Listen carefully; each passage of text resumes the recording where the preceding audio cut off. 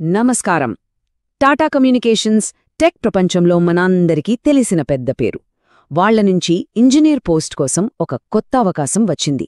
So ఈరోజు మనం ఈ ఉద్యోగానికి ఎవరు సరిగ్గా సరిపోతారు, అసలిందులో ఉన్న ప్రత్యేకతలు ఏంటి అనే విషయాలన్నీ వివరంగా చూద్దాం. ముఖ్యంగా పుణేలో ఐటీ మరియు సొల్యూషన్స్ రంగంలో కొత్త ఉద్యోగం కోసం వెతుకుతున్న వాళ్లకి టాటా నుంచి వచ్చిన ఈ ప్రకటన చాలా ఆసక్తిగా అనిపించొచ్చు. మరి ఇది వాళ్లకి సరైన అవకాశమేనా? దాని గురించి ఇప్పుడు తెలుసుకుందాం.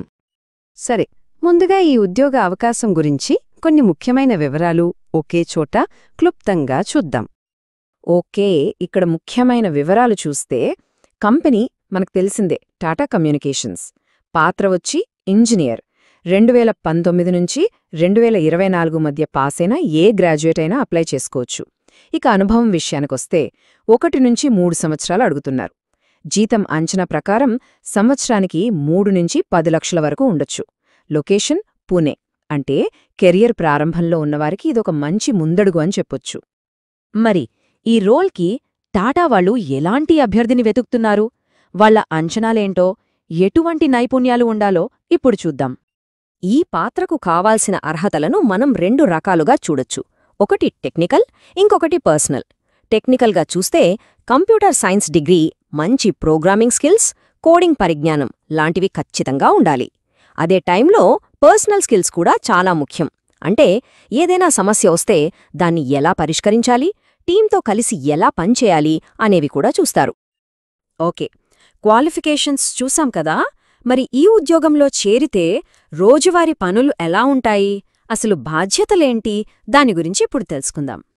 ఈ బాధ్యతలని మనం ఒక 5 దశల ఆపరేషనల్ సైకిల్గా అర్థం చేసుకోవచ్చు. ఇది ఒక complete software development life cycle లాంటిదన్నమాట. డెవలప్మెంట్ టెస్టింగ్తో మొదలుపెట్టి సమర్థవంతమైన కోడ్ రాయడం వరకు వెళ్తుంది. ఆ తర్వాత ప్రొడక్షన్ సపోర్ట్ ఇవ్వడం, బగ్స్ వస్తే వాటిని సరిచేయడం, చివరిగా వేరే టీమ్స్తో కలిసి పనిచేయడం వంటివి ఉంటాయి. సరే, ఉద్యోగం సంపాదించడం ఒక ఎత్తు అయితే అందులో సక్సెస్ అవ్వడం ఇంకో ఎత్తు. మరి ఈ పాత్రలో రాణించాలంటే ఎలాంటి నైపుణ్యాలు అవసరం?